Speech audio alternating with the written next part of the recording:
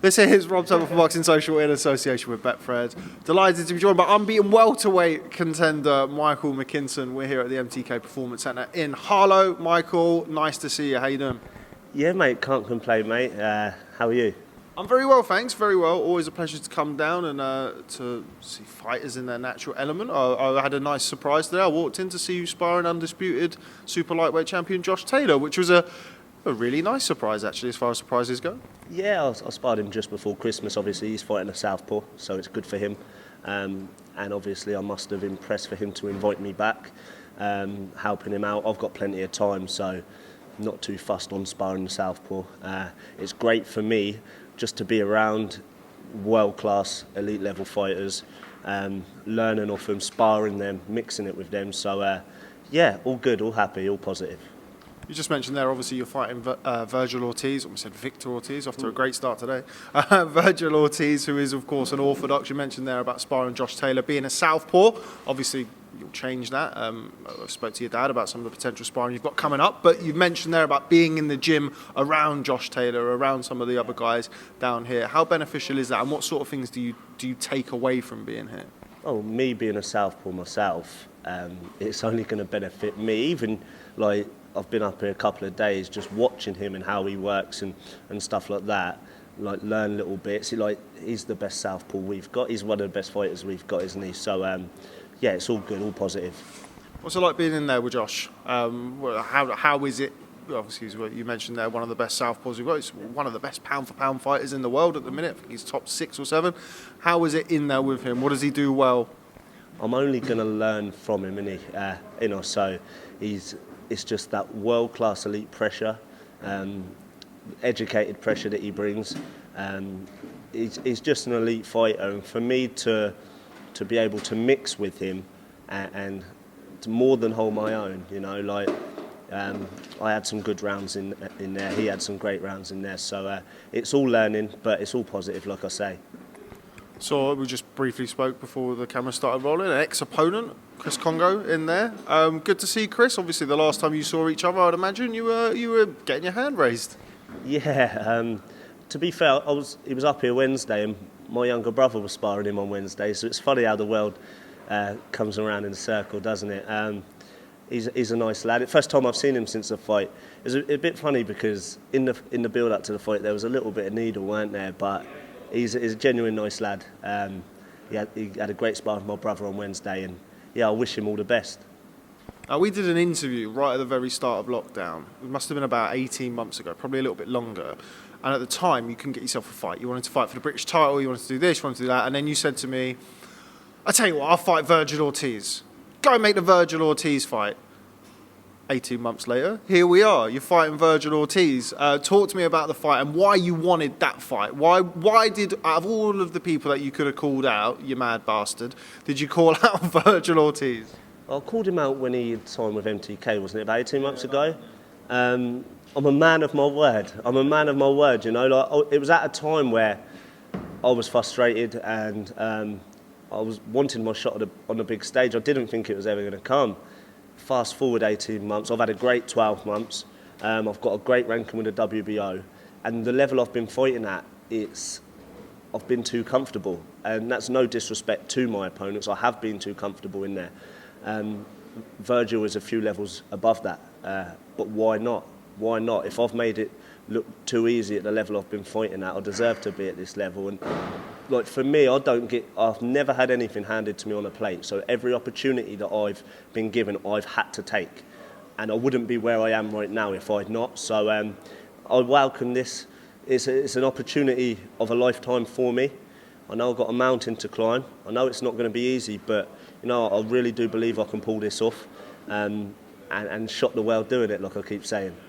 You mentioned Vergil Ortiz is a couple of levels above where you've been boxing. What makes him a couple of levels above? Because he's been in there with better fighters than I have.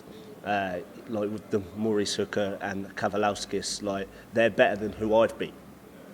But the difference between me and Vergil, yeah, he's competed at a higher level than I have. But he's shown vulnerabilities I haven't. He's shown flaws I haven't. He's had to come through tougher tests than I have, I believe. Every test that I've been given, I've passed with flying colours. Every test when they think, oh, this is going to be a hard fight for McKinson, or every fight where people are writing me off, because people have written me off lots of times in my career, every time I've passed every test with flying colours with a smile on my face.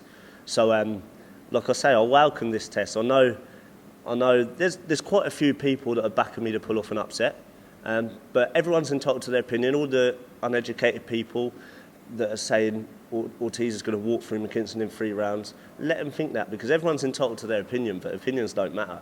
And I've proven that time and time again. He's never fought anyone as confident as I am. He's never fought anyone with an O in general. He's never, like, I'm taking my O all the way across the world as a proud man. You know, I'm defending my O with pride, and there's no way I'm going to go to lose. Do you know what I mean? I'm going to pull this off. I'm going to shock the world, and I'm going to get my credit. What does he do well? You mentioned the Morris Hooker fight, the Egidijus Kavaliauskas fight. What does he do well? What maybe doesn't he do so well? Without giving it away too much. People have said, like, everyone knows who Vergil Ortiz is. He's very strong. He's big. He's strong, and people say he hasn't really put a foot wrong. Do you know what I mean? He's golden boy. He's golden boy. It's not so much what he does well. It's what I'm going to do well.